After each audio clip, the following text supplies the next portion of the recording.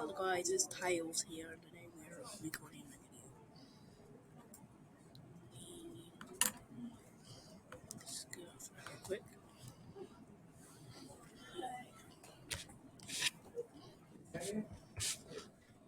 Where's the arrow?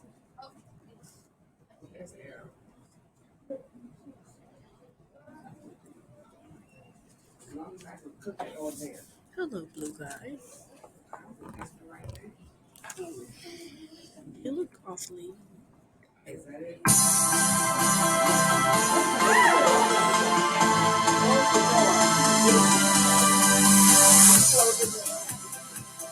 Is analyzing financial markers in the U.S. like unemployment rates and inflation.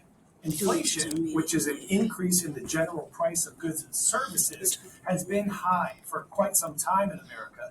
And despite its attempts to bring it down, the Fed is seemingly having a really tough time getting it to calm down. One of the ways the Fed can bring inflation down is to raise interest rates, making it more expensive for people and businesses to borrow money. So it essentially deters people from spending. That, in theory, then brings the price of those goods and services back down. So, with inflation still high, the Fed is considering raising interest rates yet again, and that would impact a lot of us, and not just in the piggy bank. Listen to this exchange between Senator Elizabeth Warren and the Federal Reserve Chair, Jerome Powell, when Warren asks Powell what could happen if they raise those interest rates again. Chair Powell, if you hit your projections, do you know how many people who are currently working, going about their lives, will lose their jobs?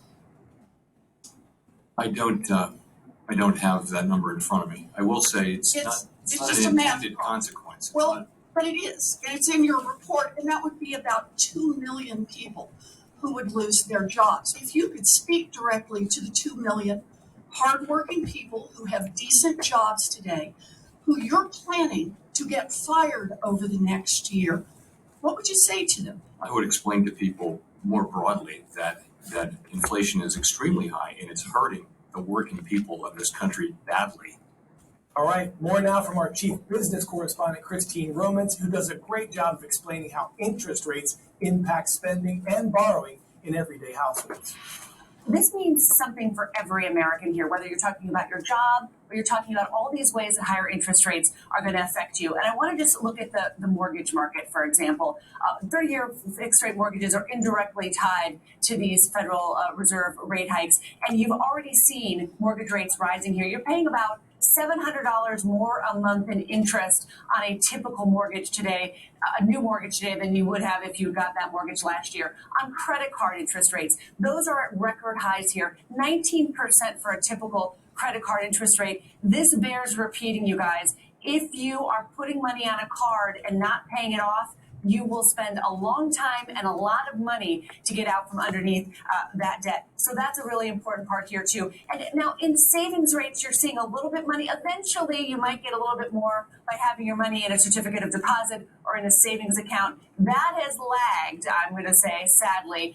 But eventually, saving money because of these higher rates could be a little more advantageous. It's just not happening quite yet. But you will feel higher rates in just about everything, and the Fed is signaling higher rates for longer here. And that's really one of the worries here. The Fed only has that one big tool, and that is raising those interest rates. They've done it 8 times. How come inflation is still above 6%? How come the job market is still so strong? How come consumers are still so flush with cash and still spending so robustly? You have underlying strength in this economy that means the Fed has to move harder to get these interest rates higher so that they can cool down the economy. And that could throw the economy into a recession. It's a very, very dangerous and delicate balance that the Federal Reserve is trying to do. And I think what we heard from the Fed chief yesterday is that this economy has been stronger than they thought. It really has been. And we're going to hear a lot more information over the next week to 10 days that could, I think, really rattle markets and rattle that confidence in whether the Fed has done the right thing at the right time here. Okay, this weekend, most clocks in the U.S. will spring forward for the start of daylight saving time. That means Sunday, March 12th at 2 a.m., clocks in most U.S. states will suddenly jump to 3 a.m. And not everyone's a fan of time changes, especially when we lose an hour of sleep. And there's this push by some to end daylight saving altogether. the Sunshine Protection Act, a bill aimed at eliminating those changing clocks in the U.S., was passed in the Senate last year by unanimous consent from both Republicans and Democrats. But then it stalled in the House of Representatives. Its topic remains controversial. Some believe making daylight saving time permanent would help us avoid